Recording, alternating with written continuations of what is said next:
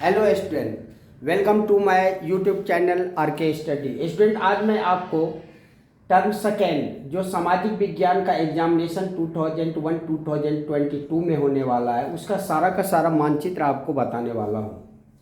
इसमें सबसे पहले मानचित्र में मैं लेके आया हूँ आपका जो एक्सरसाइज 5 है, खनिज और ऊर्जा का संसाधन भूगोल का, उसका मैं लेके आया हूँ। इसमें आपको सबसे पहले तापीय ऊर्जा केंद्र के बारे में जो है मैं देखा हूँ बहुत बार पूछा है। और आणविक केंद्र के बारे में भी पूछा गया है। ये टॉपिक आपके सिलेबस में भी है, इसीलिए आपको तापीय ऊर्जा केंद्र भारत में कहाँ कहाँ पे है और आणविक केंद्र भारत में कहाँ कहाँ पे है वो सारे के सारे आपको मैं एक जगह इकट्ठा करके लाया हूँ। तापीय ऊर्जा केंद्र का मतलब है जिस राज्य में पानी बहुत ही कम मात्रा में है वहाँ पे आपका कोयला का प्रयोग करके ऊर्जा उत्पन्न किया जाता है, वह उसी को कहा जाता है तापीय ऊर्जा केंद्र। तो सबसे पहला ये जो आपका तापीय ऊर्जा केंद्र लेके आया हूँ ये है आपका विंध्याचल तापीय शक्ति केंद्र, मध्य प्रदेश में है, सिंगरौली जिले में स्थित है। तो ये जो क्वेश्चन पूछा गया है, सिंगरौली आपका जगह दे दिया गया था और कह रहा था कि मैप में आप दिखाएं कि ये किस राज्य में स्थित है।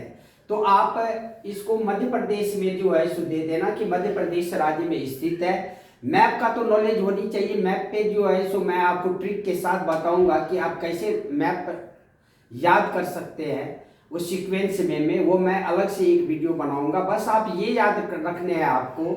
ऐसा भी पूछ सकता है विंध्याचल तापीय शक्ति केंद्र कहाँ है, या ऐसे भी पूछ सकता है सिंगरौली जिला किस राज्य में स्थित है जहां पे तापीय शक्ति केंद्र स्थापित है। तो आप याद रखना मध्य प्रदेश में है। उसके बाद नामरूप तापीय शक्ति केंद्र असम राज्य में स्थित है, ये भी ध्यान रखना। असम राज्य में नामरूप तापीय शक्ति केंद्र स्थित है। उसके बाद रामगुंडम तापीय शक्ति केंद्र तेलंगाना राज्य में स्थित है, ये भी बहुत बार पूछा गया है। रामगुंडम पहले तो आंध्र प्रदेश राज्य में आता था, अब जब आंध्र प्रदेश दो भाग में बट गया, एक हो गया आंध्र प्रदेश, एक हो गया तेलंगाना, तो ये रामगुंडम तापीय शक्ति केंद्र तेलंगाना राज्य में स्थित हो गया। इस प्रकार तापीय ऊर्जा केंद्र में मात्र आपको 3 राज्य के बारे में और 3 जगह के बारे में मात्र आपको याद करने हैं। सबसे पहला हो गया आपका सिंगरौली मध्य प्रदेश में स्थित है, नामरूप असम राज्य में स्थित है, रामगुंडम तेलंगाना राज्य में स्थित है। उसके बाद आप आणविक केंद्र में आ जाइए। आणविक केंद्र भारत के किस किस राज्य में स्थित है, तो सबसे पहले नरोरा उत्तर प्रदेश में है, कल्पक्कम तमिलनाडु राज्य में है, काकरापारा गुजरात राज्य में है, तारापुर महाराष्ट्र राज्य में है। बस आपको आणविक केंद्र में ये 4 राज्य आप याद कर लेंगे तो आपको जो है आणविक केंद्र से क्वेश्चन नहीं छूटेगा। मैं इसमें जो भी आपका टॉपिक लेके आया हूं मैप में, इससे बाहर आपको नहीं पढ़ने हैं। जब आप एग्जामिनेशन में बैठोगे उस समय में आपको पता चलेगा कि मैंने ये वर्ड क्यों बोला था, इसीलिए आपको इसके अलावा नहीं पढ़ने हैं। नरोरा उत्तर प्रदेश, कल्पक्कम तमिलनाडु, काकरापारा गुजरात, तारापुर महाराष्ट्र। आणविक केंद्र बस 1 2 3 4 याद करने हैं आपको। उसके बाद तापीय ऊर्जा केंद्र आपको 3 याद करने हैं। सबसे पहले सिंगरौली जिला जहां पे विंध्याचल तापीय शक्ति केंद्र है, मध्य प्रदेश में स्थित है, नामरूप तापीय शक्ति केंद्र असम में स्थित है, रामगुंडम तापीय शक्ति केंद्र तेलंगाना राज्य में स्थित है। अब मैं आपको नेक्स्ट टॉपिक आपको बता रहा हूं जहां जो मुख्य पत्तन है और अंतर्राष्ट्रीय हवाई पत्तन है उसके बारे में। उसके बाद सूती वस्त्र उद्योग, लौह इस्पात संयंत्र, सॉफ्टवेयर प्रौद्योगिकी पार्क, इतना टॉपिक आपको मैप में पढ़ने हैं। सारे के सारे टॉपिक मैं इस हिसाब से लाया हूं जो बहुत बार जो है सो पूछा गया है, इसके अलावा आपको पढ़ने नहीं है। चलिए अब हम आपको बताने वाला हूं मुख्य पत्तन और अंतर्राष्ट्रीय हवाई पत्तन के बारे में। मुख्य पत्तन में आपका सबसे पहले आपको ये देखना है कि मुख्य पत्तन में ज्यादा मैं आपको राज्य लेके नहीं आया हूं, ज्यादा से ज्यादा आपका इसमें 7 या 8 होंगे, क्योंकि इतना ये राज्य के बारे में पूछा जा चुका था, इसीलिए एक बार इसको आप देख लेना। मुख्य पत्तन में सबसे पहला है कांडला। कांडला पत्तन जो है आपका गुजरात में है। फिर है पारादीप, पारादीप उड़ीसा में है। विशाखापत्तनम आंध्र प्रदेश में है। कोच्चि केरल में है। न्यू मंगलोर कर्नाटक में है। एन्नोर, एन्नोर जो पत्तन है वो तमिलनाडु में है। तूतीकोरिन ये भी तमिलनाडु राज्य में है। जवाहरलाल नेहरू पोर्ट महाराष्ट्र राज्य में है। और हल्दिया पश्चिम बंगाल में है।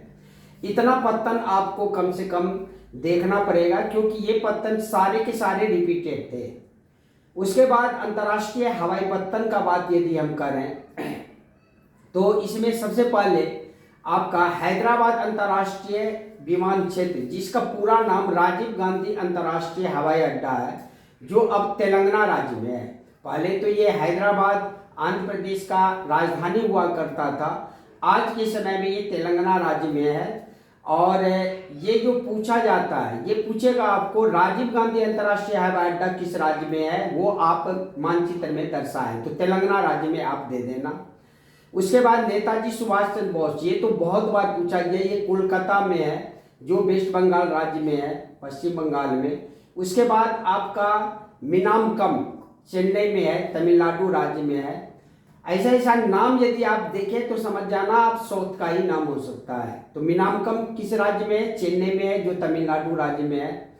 तमिलनाडु राज्य की राजधानी ही है। छत्रपति शिवाजी, ये भी बहुत बार पूछा गया है, मुंबई महाराष्ट्र में है। राजा सांची अमृतसर पंजाब राज्य में है। सरदार वल्लभ भाई पटेल अभी गुजरात में इनका बहुत बड़ा प्रतिमा बनाया गया है, इसीलिए ये आपको याद रहनी चाहिए कि सरदार वल्लभ भाई पटेल अंतर्राष्ट्रीय हवाई पत्तन कहाँ पे है? अहमदाबाद में स्थित है, जो गुजरात राज्य में है। इंदिरा गांधी अंतर्राष्ट्रीय हवाई पत्तन, ये जो है सो आपका दिल्ली में है। कैंपे गौड़ा, ये कर्नाटक राज्य बेंगलोर में है। उसके बाद बिरसा मुंडा, ये झारखंड राज्य में है। गोपीनाथ बरदलै, ये असम राज्य में स्थित है। इसीलिए इसमें आपको मेन आपको 4 राज्य, 4 1 2 3 4 5 राज्य बहुत बार पूछा गया है। बस आपको ये 5 राज्य ज़्यादा से ज़्यादा देख लेना। और सब सारे जो भी है सारे पूछा हुआ क्वेश्चन है, लेकिन ये 5 राज्य बहुत बार रिपीट हुआ है। पहला राजीव गांधी अंतर्राष्ट्रीय हवाई अड्डा कहाँ पे है? तेलंगाना राज्य में। नेताजी सुभाष चंद्र बोस अंतर्राष्ट्रीय हवाई पत्तन कहाँ पे है? कोलकाता, वेस्ट बंगाल। मीनामकम कहाँ पे है? चेन्नई, तमिलनाडु राज्य में। छत्रपति शिवाजी मुंबई महाराष्ट्र में। और सरदार वल्लभ भाई पटेल गुजरात अहमदाबाद में। ये 5 तो सबसे पहले आपको देखना है। उसके बाद ये सब और जो है वो देख लेना, इससे बाहर नहीं आएगा आपका अंतर्राष्ट्रीय हवाई पत्तन। उसके बाद ऊपर में जो हम मुख्य पत्तन आपको समझाए हैं, इसमें मेन जो आपका है, सबसे पहले कांडला गुजरात राज्य में मुख्य पत्तन है। उसके बाद पारादीप उड़ीसा में है। उसके बाद विशाखापत्तनम, ये आंध्र प्रदेश राज्य में है। तूतीकोरिन तमिलनाडु राज्य में है। इतना आपको सबसे पहले ध्यान देना पड़ेगा कि कांडला कहाँ है, पारादीप कहाँ है, विशाखापत्तनम कहाँ है और तूतीकोरिन कहाँ है। ये बहुत बार जो है सो रिपीट हुआ है क्वेश्चन। और ये सब इससे एक्स्ट्रा जो क्वेश्चन है, इसमें आपको ये भी क्वेश्चन पूछा गया है, लेकिन ये 4 जो आपको बताएं, कांडला, पारादीप, विशाखापत्तनम और तूतीकोरिन, ये बहुत बार रिपीट हुआ है। इसको आप सही ढंग से देख लेना। अब मैं आपको अध्याय 6 जो सूती वस्त्र उद्योग के संदर्भ में आपका टॉपिक है कि सूती वस्त्र उद्योग भारत के किस किस राज्य में स्थित है। लौह इस्पात संयंत्र भारत के किस किस राज्य में स्थित है। सॉफ्टवेयर प्रौद्योगिकी पार्क भारत के किस किस राज्य में स्थित है। ये आपका टॉपिक अब देखना है, जो आपका लास्ट टॉपिक है मानचित्र का। तो अब हम आपको सूती वस्त्र उद्योग के बारे में बताते हैं कि ये किस राज्य में स्थित है। अब मैं आपको सूती वस्त्र उद्योग के बारे में बता रहा हूं। तो सूती वस्त्र उद्योग भारत के गुजरात राज्य में है, महाराष्ट्र राज्य में है, आंध्र प्रदेश राज्य में है, उत्तर प्रदेश राज्य में है। गुजरात राज्य में सूती वस्त्र उद्योग सबसे पहले ये देखना पड़ेगा कहाँ पे है, तो अहमदाबाद। महाराष्ट्र में कहाँ है? मुंबई में है। आंध्र प्रदेश में कहाँ है? सीमांध्र में है। उसके बाद उत्तर प्रदेश में कहाँ है, कानपुर में है। उसके बाद आपको तमिलनाडु, सूरत, इंदौर। तो तमिलनाडु में कहाँ पे सूती वस्त्र उद्योग है, कोयम्बटूर में।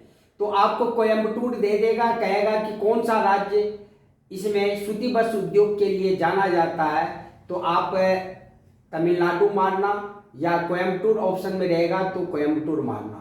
उसके बाद आपका सूरत कहाँ पे है, किस राज्य में स्थित है, गुजरात राज्य में है। इंदौर कहाँ पे है, मध्य प्रदेश में है। इस प्रकार आप देख सकते हैं कि 4 और 3 7 सूती वस्त्र उद्योग मात्र हम लेके आए हैं, जो आपको बहुत बार पूछा गया था। तो इसमें याद रखना आप, गुजरात, महाराष्ट्र, आंध्र प्रदेश, उत्तर प्रदेश, तमिलनाडु, सूरत, इंदौर में सूती वस्त्र उद्योग है। इसमें सबसे पहले जो सूती वस्त्र उद्योग स्थापित किया गया था वो आपका महाराष्ट्र, मुंबई में किया गया था। उसके बाद आज के समय में सूती वस्त्र उद्योग में 3 जो राज्य है वो सबसे अव्वल नंबर पे है। पहला है गुजरात, उसके बाद महाराष्ट्र, उसके बाद आंध्र प्रदेश। तो सूती वस्त्र उद्योग के लिए ये सारे के सारे जो आपका 7 राज्य है ये जाना जाता है। याद कर लेना आप, गुजरात, महाराष्ट्र, आंध्र प्रदेश, उत्तर प्रदेश, तमिलनाडु, सूरत और इंदौर। इसका राज्य भी आप याद कर लेना। हो सकता है ये पूछ दे सूरत किस राज्य में है, तो गुजरात में है। इंदौर किस राज्य में है, मध्य प्रदेश में है। सीमांध्र किस राज्य में है, आंध्र प्रदेश में है। अहमदाबाद किस राज्य में है, गुजरात राज्य में है। कोयम्बटूर किस राज्य में है, तमिलनाडु में है। ये सारे के सारे राज्य सूती वस्त्र उद्योग के लिए जाना जाता है। दूसरा इसमें टॉपिक है लौह इस्पात संयंत्र भारत के किस किस राज्य में स्थित है। तो इसमें लौह इस्पात संयंत्र में आप देख लीजिए, सबसे पहले भिलाई, जो आपका सोवियत संघ की सहायता से बनाया गया था। ये आपका पहला इस्पात संयंत्र बोला जाता है, भारत में स्थापित है। और ये बहुत बार आया है कि भिलाई किस राज्य में है, तो छत्तीसगढ़ में है, जो लौह इस्पात संयंत्र के लिए जाना जाता है। बोकारो झारखंड राज्य में है।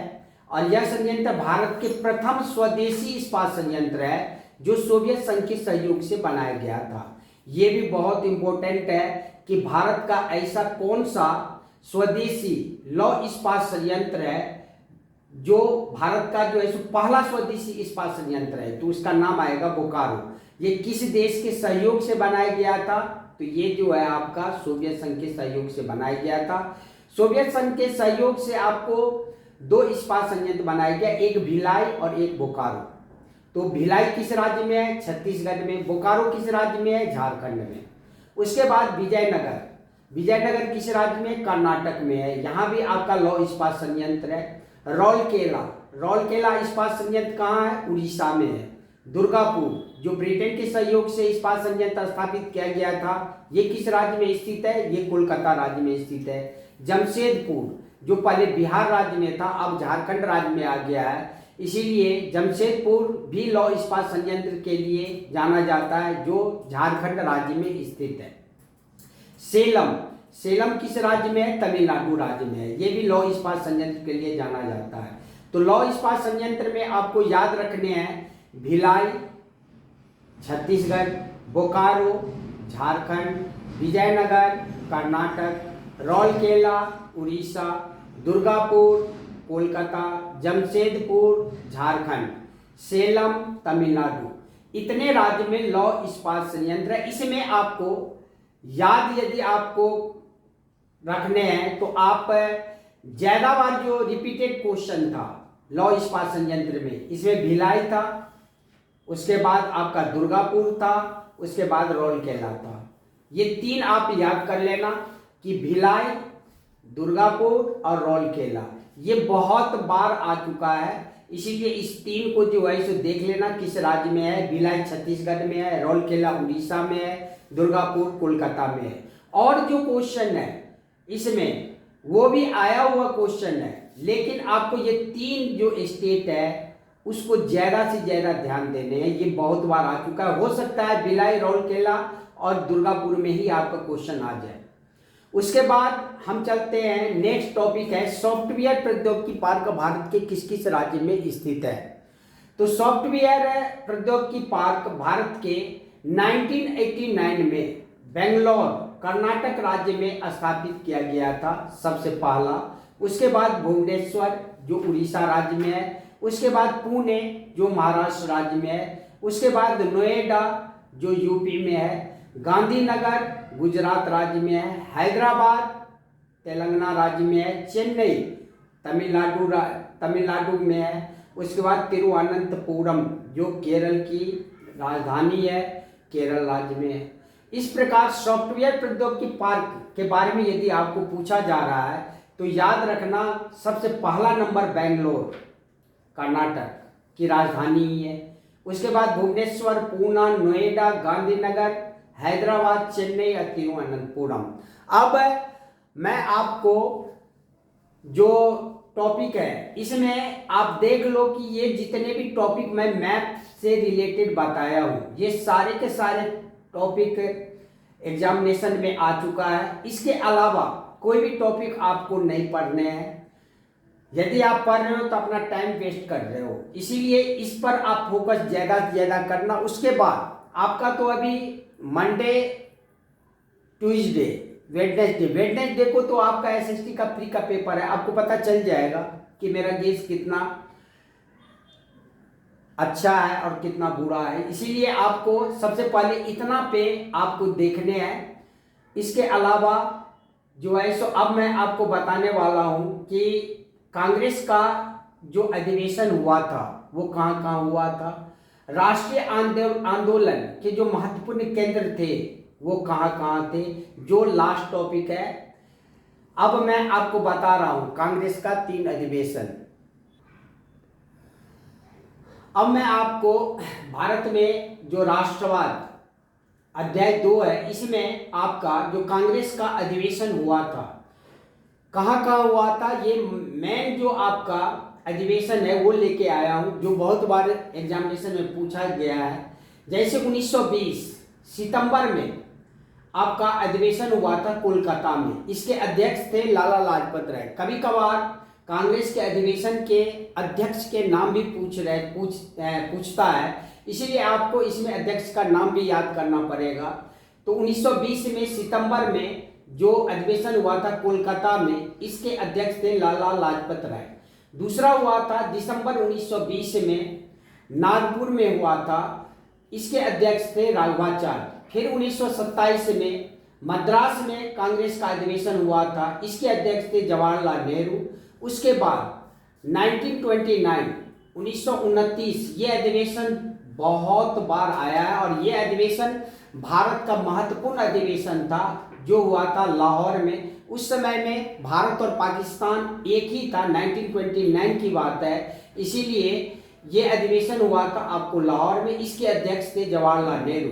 इस अधिवेशन का महत्व इसलिए भी है क्योंकि ये जो अधिवेशन था 1929 लाहौर अधिवेशन, इसमें सबसे पहले पूर्ण स्वराज्य की मांग की गई थी और वहीं पे ये भी निर्णय लिया गया था कि हम अब 26 जनवरी 1930 को हम झंडा फहरा कर अंग्रेजों को बताएंगे कि आज से हम स्वतंत्र हैं। और इसी आंदोलन में ये भी निर्णय लिया गया था कि अंग्रेज जो नया कानून बनाया है, नमक पर टैक्स बढ़ा दिया है, नमक जो भारतीय वहाँ पे व्यापार करते थे उस पर रोक लगा दिया है, इसके विरुद्ध हम सविनय अवज्ञा आंदोलन करेंगे।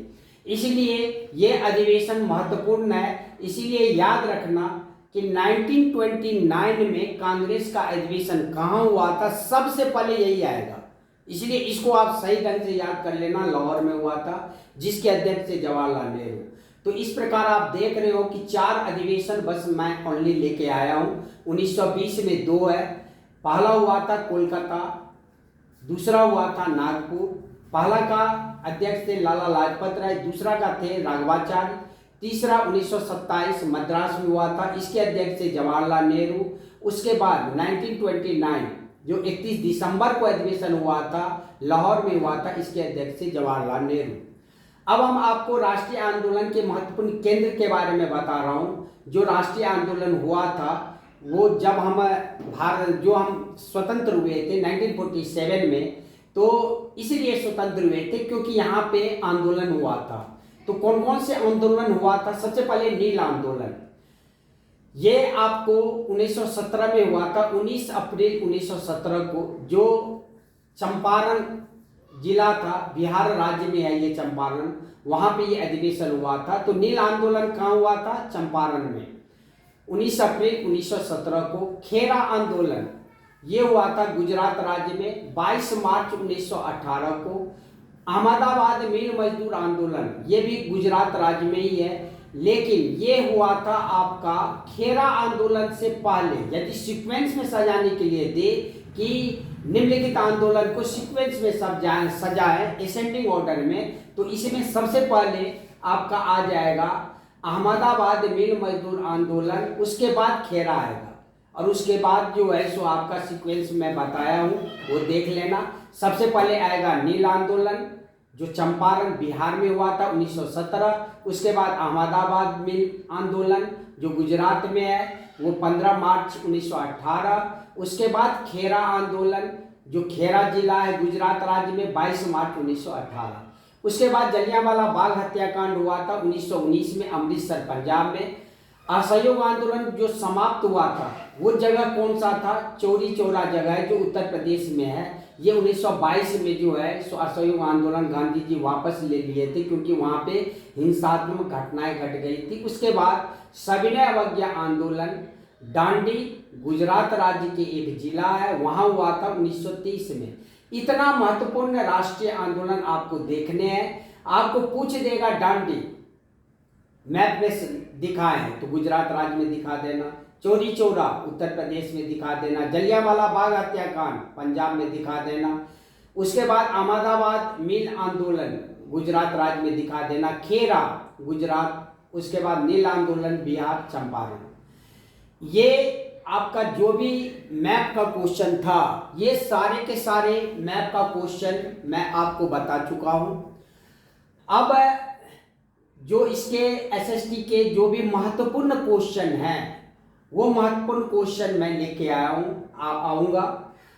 बस आप ये ध्यान रखना कि आप मेरे चैनल को सब्सक्राइब कर देना, उसके बाद लाइक का बटन जो है सो दबा देना। यदि आप ऐसा करोगे तो जो मैं वीडियो लोड करूँगा सबसे पहले आपके पास नोटिफिकेशन जाएगा। अब हम नेक्स्ट वीडियो में मिलते हैं, तब तक के लिए जय हिंद जय भारत।